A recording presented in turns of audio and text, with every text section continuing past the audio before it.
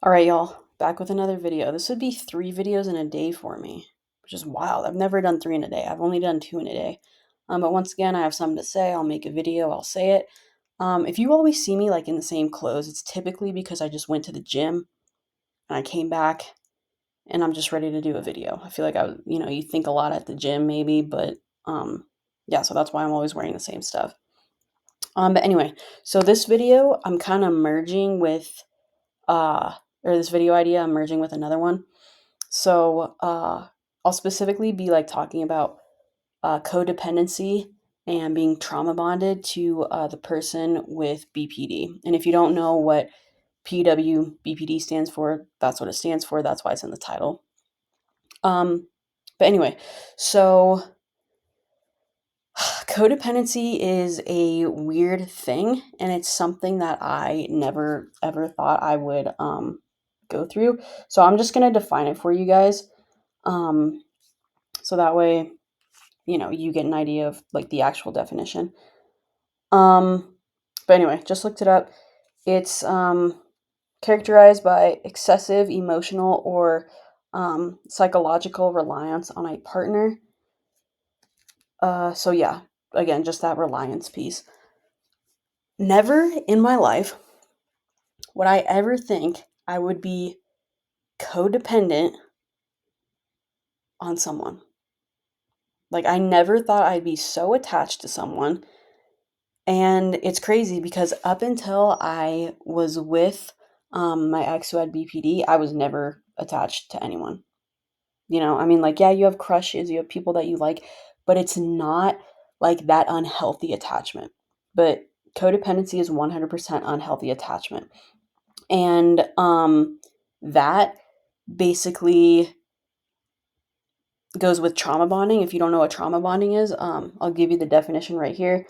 So it's basically the same thing as codependency, but it's an unhealthy emotional attachment that develops between an abuser and their victim. So because you're so codependent on this person, on someone who is an abuser, such as somebody with borderline personality disorder. I'm not saying all people with borderline are abusers, but I'm saying a lot of them are. I would say the untreated ones are definitely abusers. If you're treated, that's awesome. If you're getting help for that, like I applaud you for it 100%.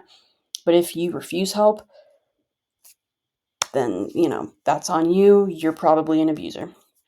But yeah, those two things go together, which is what I was saying.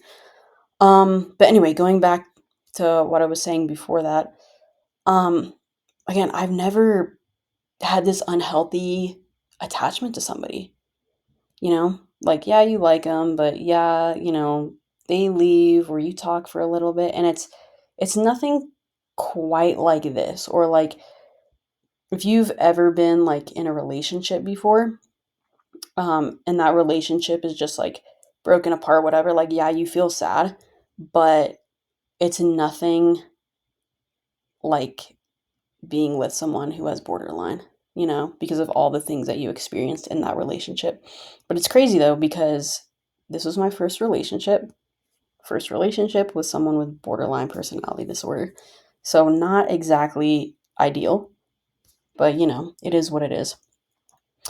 Um but yeah, so because everything starts out so good in the beginning, they love bomb you. They treat you like you're the most amazing person ever. And they might even say you're perfect. Like, I remember I was told I was perfect in the beginning. And like, we were playing like a question game. And I'm like, what are my flaws? And this person's like, you don't have any flaws. That feels good, right? It's not true because you know your own flaws and your own weaknesses, but this person views you as the most perfect thing without any flaws. So naturally, because you're put up on that pedestal, you're so high up, where else could you go but down, right? But yeah, they love bomb you and you get so attached, and it's like it is the most amazing feeling ever. Like, seriously. It feels so perfect, too good to be true, fairy tale type stuff, right? That's because it is. Um, but yeah, so that goes good for however many months or weeks, or I guess it depends on the person with borderline. Uh, But, then the real you, like I said, starts to come out. Again, you can only go down. So they view you as not the best anymore. They see your flaws. They see that you're human, etc., etc., everything that I've said before. And, they don't like it. It's push and pull behavior. And then finally, devaluation, which is also in that, where, again, they don't see you as like this great person anymore. They paint you black. They split you. You're discarded, right? Because you're not perfect, or they found someone else, or they found someone else because you're not perfect. You can't suit their needs anymore, because their emotions depend on you. Like, it's unsustainable, right? But anyway, because this person does the push pull while you're being like devalued, while you're being, seen as not the best person anymore, there's still that hope because it's constant push and pull.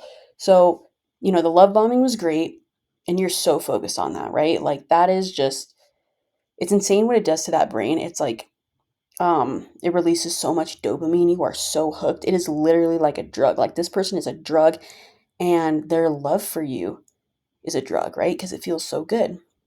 So, when things go bad and they push and pull, like, yes, they'll push you away, and yes, that hurts. They'll tell you to F off. They'll tell you to do whatever.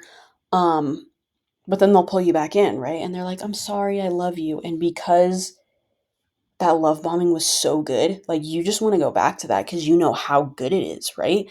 You know, just what it does for your brain and how it releases that dopamine. So even just the little I love you, that's um, maybe doesn't mean much, but it releases that little bit of dopamine, so it makes you feel good, right? So you're relying on that, and ultimately you want to go back to the love bombing stage.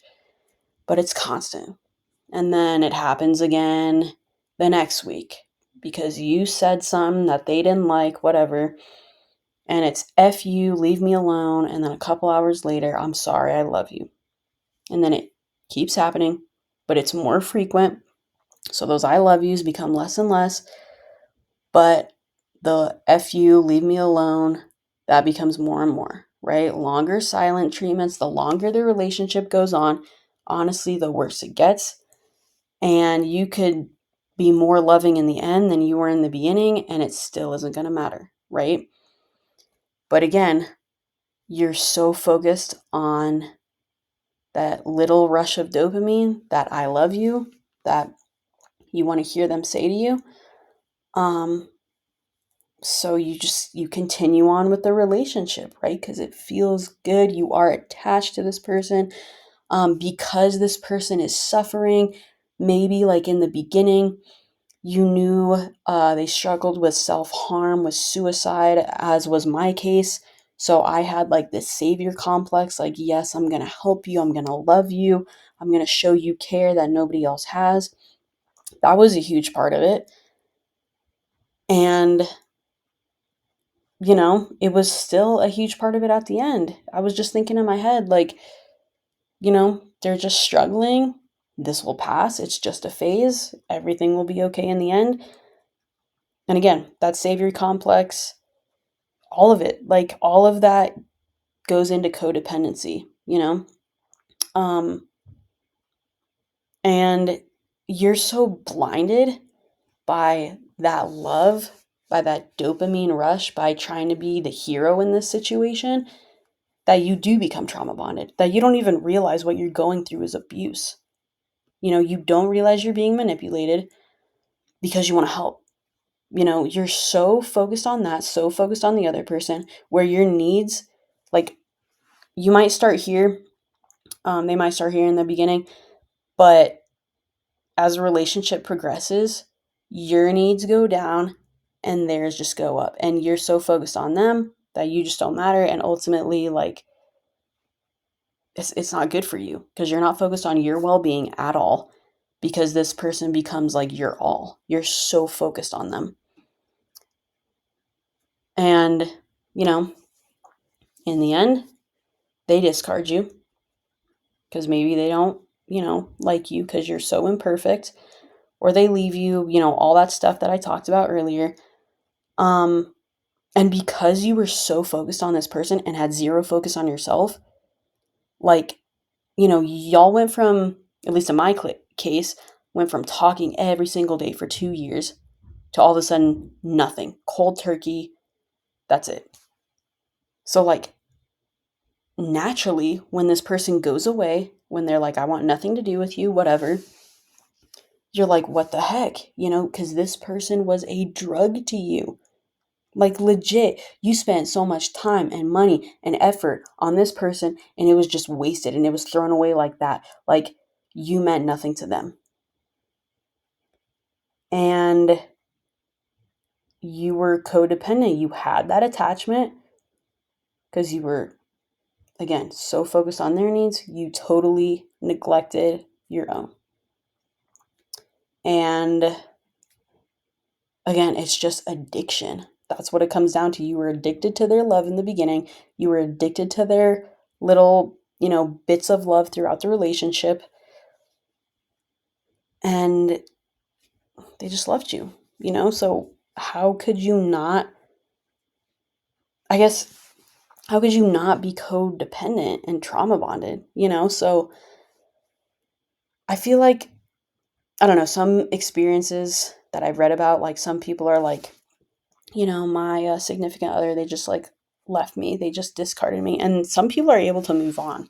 And it's like, dang, like if you're one of those people, like I applaud you because, your self-worth probably like wasn't destroyed, or you value yourself probably more than I do. But I know for a lot of us, like we got torn down throughout the relationship. And so when this person left us, like we were just like destroyed.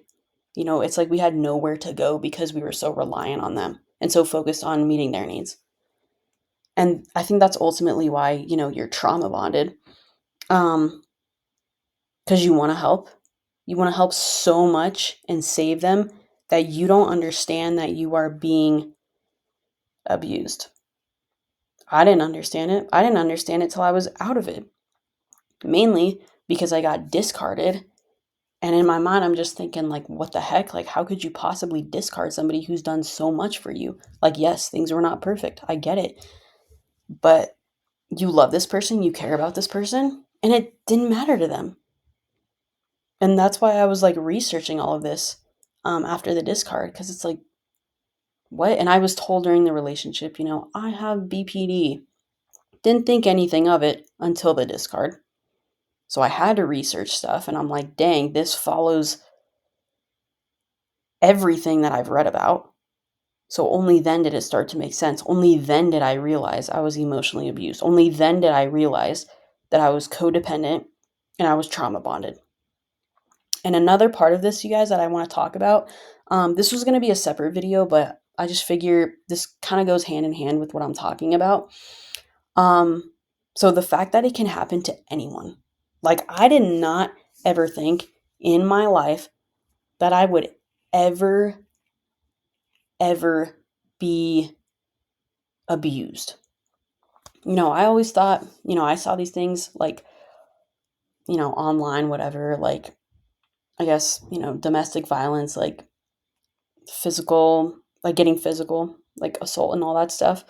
I was like, I would never let my partner do that to me. Ever, ever. Like, I respect myself way more than that.